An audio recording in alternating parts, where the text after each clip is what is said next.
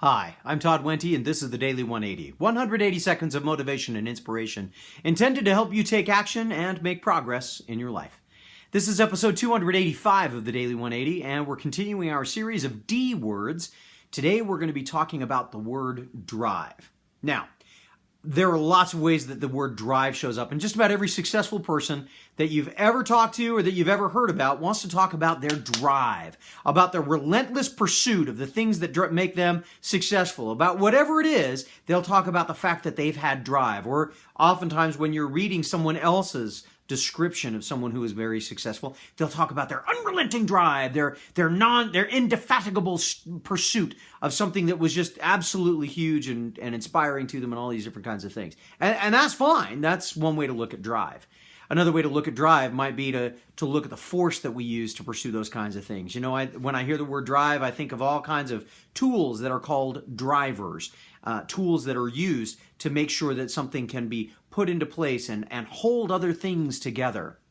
But lately I've been thinking about drive in a slightly different way, largely because we're coming into the months of the year where I can start to play golf again.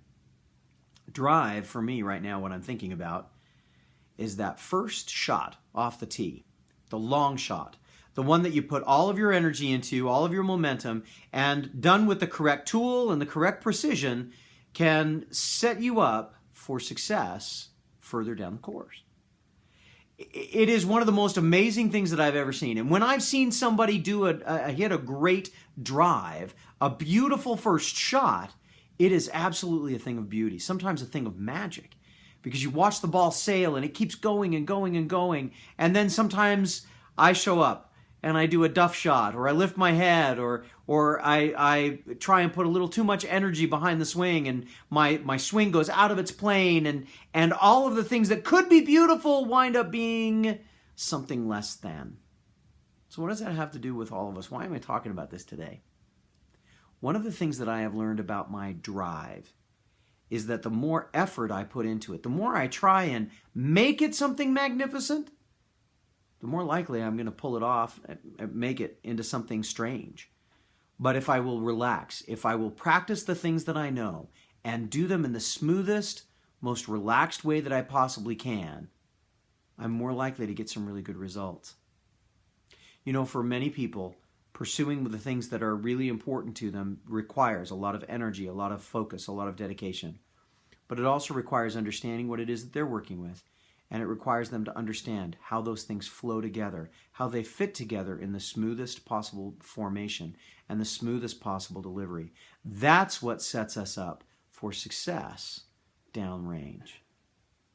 I don't know if this has been useful for you, but I know that it's been very useful for me as I've been thinking about this. It's important when we're talking about drive that we talk about putting the critical items together in a way that is smooth and fluid and gets the most value out of those things to set us up for success downrange.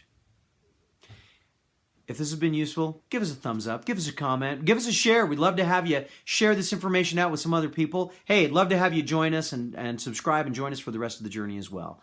In the meantime, my name is Todd Wente. This has been the Daily 180. Go forth and conquer. We'll see you next time.